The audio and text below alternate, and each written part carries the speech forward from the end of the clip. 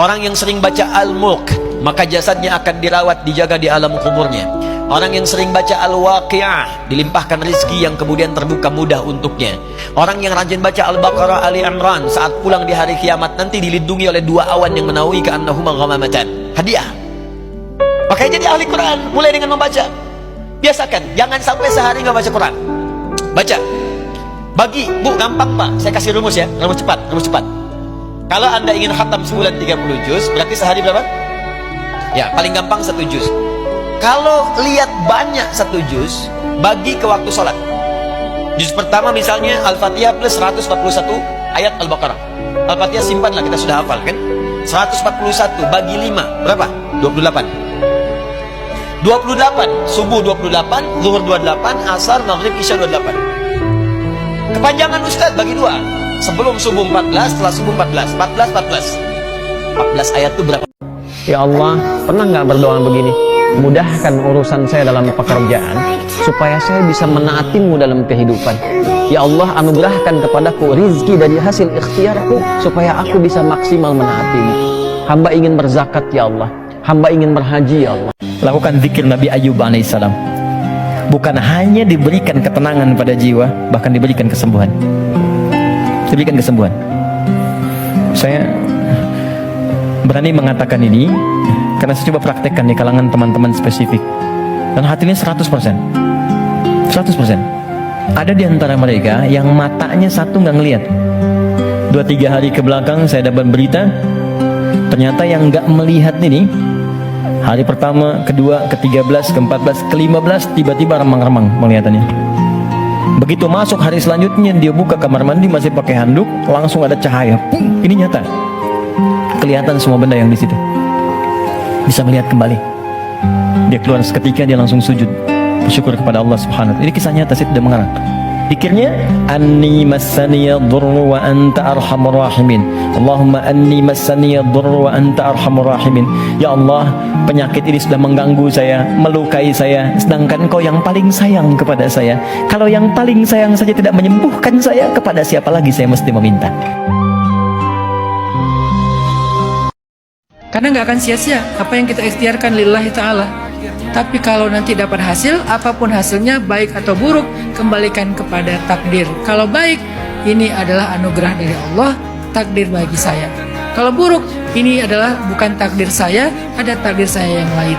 Jadi dibalikin ke Allah.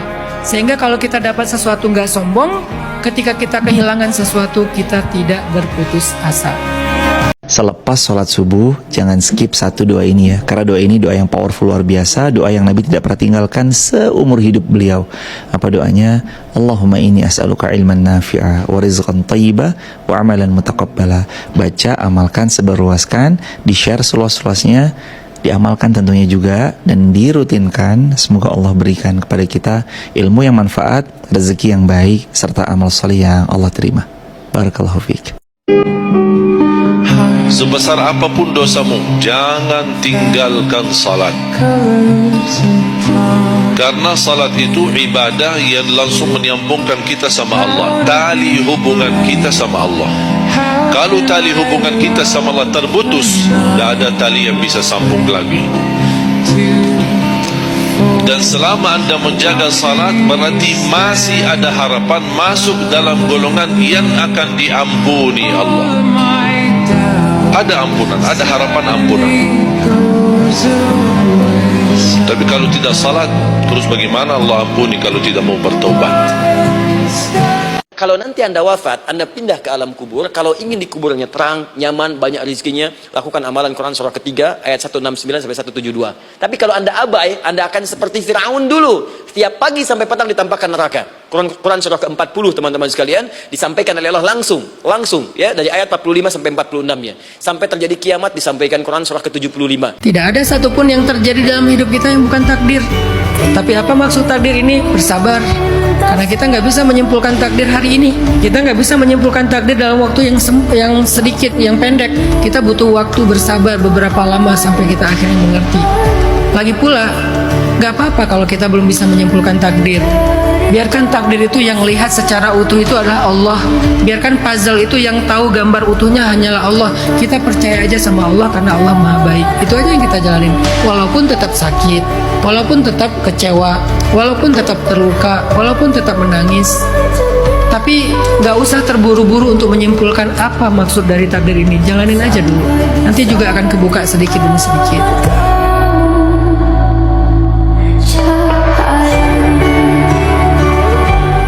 Gagal itu kan tentang hasil ya. Tapi kalau kita paham fadilah, sekedar kita mengerjakan aja udah untung. Belum ada hasil loh, baru ngerjain aja udah untung. Kenapa? Karena Allah mengganjar seseorang itu dari usahanya, bukan dari hasilnya. Hasil itu bahkan bonus sebetulnya. Yang pokok bukan hasil, yang pokok itu justru usahanya. Begitu kita mengerjakan sesuatu yang baik, walaupun hasilnya belum tentu benar, belum tentu maksimal, tapi ikhtiar dan usaha kita mengerjakan sesuatu yang baik itu udah ada nilainya di mata Allah. Akan kita dapatkan di dunia dan juga di akhirat. Jadi kalau orang yang udah paham pola pikir ini nggak takut gagal. Kenapa? Karena belum ada hasil aja udah untung. Apalagi nanti hasil. Kalaupun hasilnya nggak sesuai dengan harapan, balik lagi kepada belief pertama. Bisa jadi kamu membenci sesuatu padahal itu baik bagimu.